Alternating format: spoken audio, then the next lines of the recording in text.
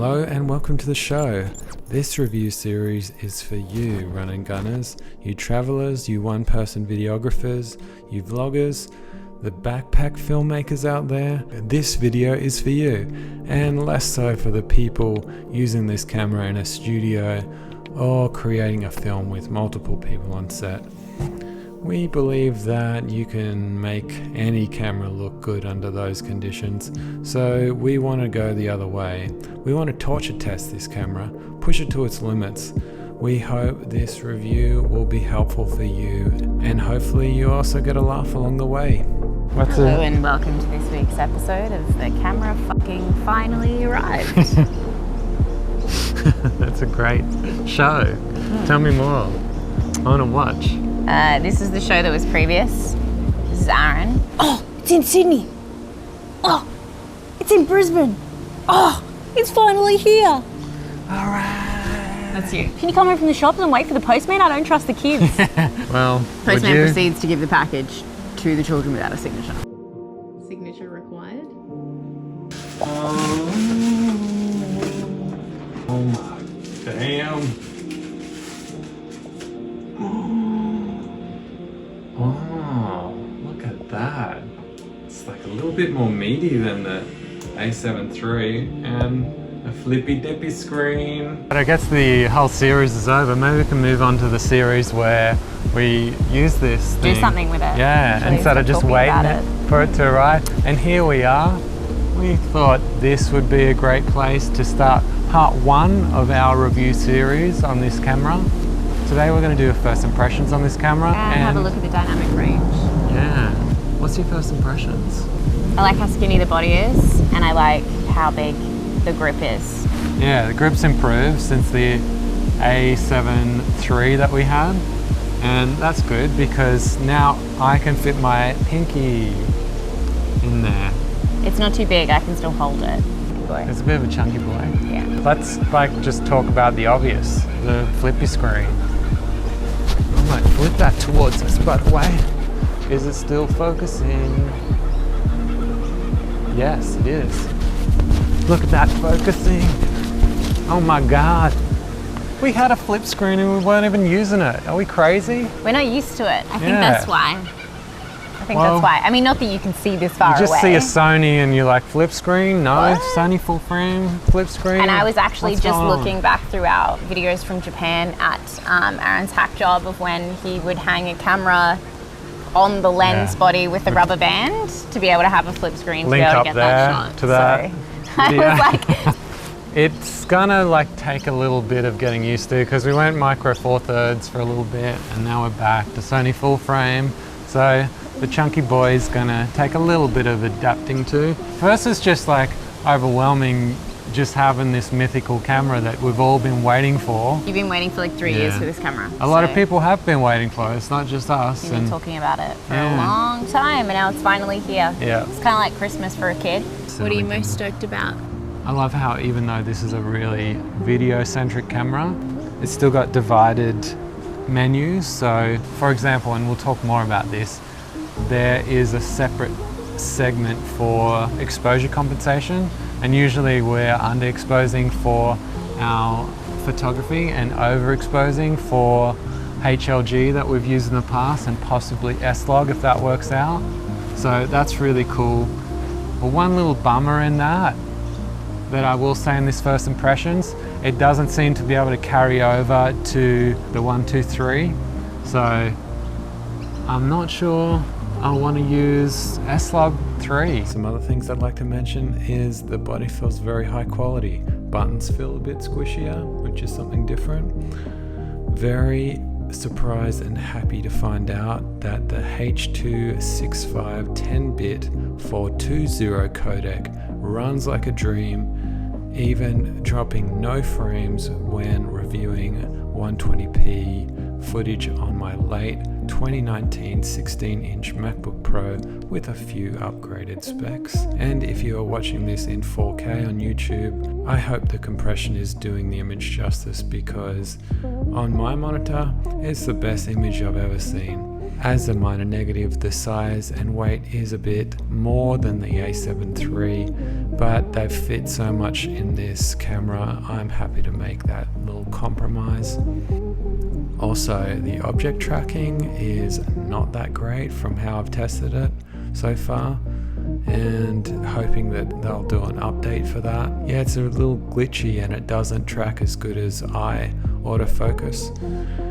In the brief low light test that I've done so far, I feel like I've purchased some kind of night vision monocular. The battery life is something also I want to remark upon. It is about half as good as the Sony A7 III. Now let's take a look at some dynamic range comparisons. Here we've got S-Log3 with the Paul Leeming LUT, Brandon Lee's standard picture profile, and Picture Profile 1 with no edits. And here's a comparison. Which do you like best? Let us know in the comment section.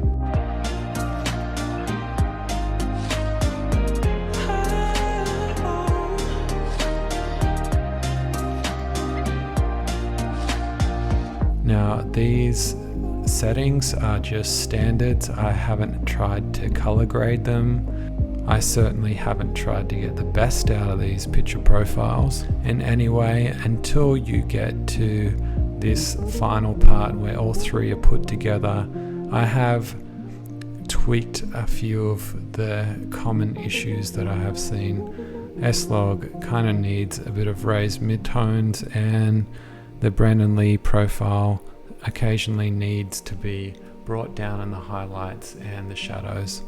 I haven't tried to do anything with Picture Profile 1 because it's my least favorite, but in a way it looks the best here. Now, the all-important camera conspiracies test. That's like putting your face in like complete backlit. Okay. It's a certain type of dynamic range test that only Casey from Camera Conspiracies are interested in. I don't think anyone just full backlit has ever shot from this angle. Yeah, but just in case there's anyone else out there that's interested, too bright to see, S-Log3. Backlit. Can't even see the screen because it's too bright. Then we come around here in the shade. Which backlights your face better? Backlight. How we doing? Standing over someone's shot. It's the bully shot. You shouldn't have ever told me the thing that you did. You like an ant. Don't ever be around here again. I'm gonna. At 4:30 to 5:30. You can see right up in Elisa's forehead. Please tell us what you think is best in the comment section.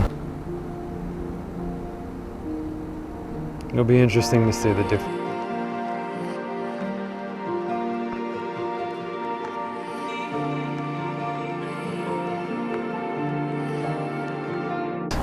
So why did we use these three picture profiles to do the test on? Well, I was thinking the Cine profiles and the HLG profiles, they're a little bit redundant with this camera because we've got 10-bit now. So they'll kind of like, you can have this to make up for the lack of 10-bit that we've got in these cameras, but that was then and this is now, and I don't think, well, I don't see a reason to use anything other than S-Log3 if you're going to use a log profile. And for the other two, the Picture Profile 1, that's just like a really standard, perhaps the worst you can get on this camera. The other one that Brandon Lee come up with, it just seems like it's a really good compromise. You don't have to grade it.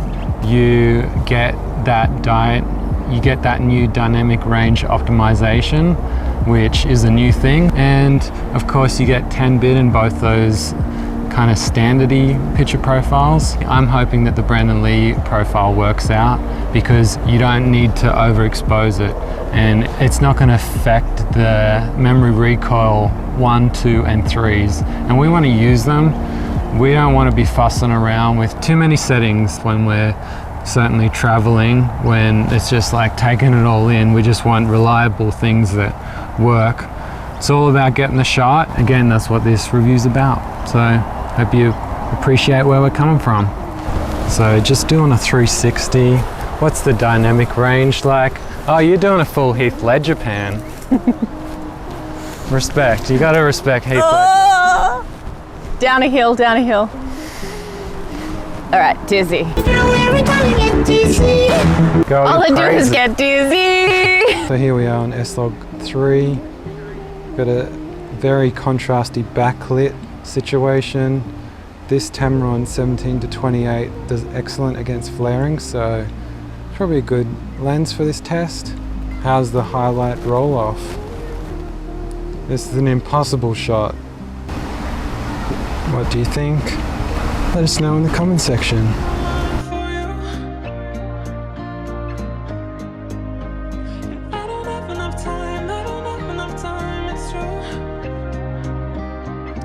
Something else you should consider when choosing a picture profile is also color.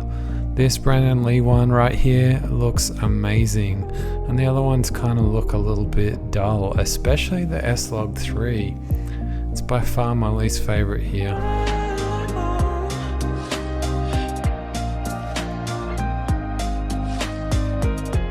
And there's a bit of brightness out there. We're on S-Log 3. Brandon Lee picture profile. Standard picture profile. Again, Brandon Lee profile looks the best to me. Perhaps it is a bit overexposed, but the skin tones are right on. How do you know you're an Australian, not Japan? People do that shit. Yeah, that's how you know you're not in Kyoto. Because people Vandalize. graffiti Beautiful the bamboo. bamboo here. That's psycho. Australians, you need to get some respect. Yeah. So that rounds up all the tests we're going to be doing today. What did you think? Which picture profile would you use? Next video, we're going to make a pretty exhaustive guide to the menus, so how to set up your A7 III. We're going to help you get the most out of this camera. I know there's a lot of people moving over to Sony from other manufacturers, and there's a few tricks and tips, a few best practices that I want to share with you, so stay tuned for that, and hope you enjoyed this one. Stay tuned for part 2. Please hit that like button, and what else? Subscribe and chat to us in the comment section. Yes. We'll see you next video.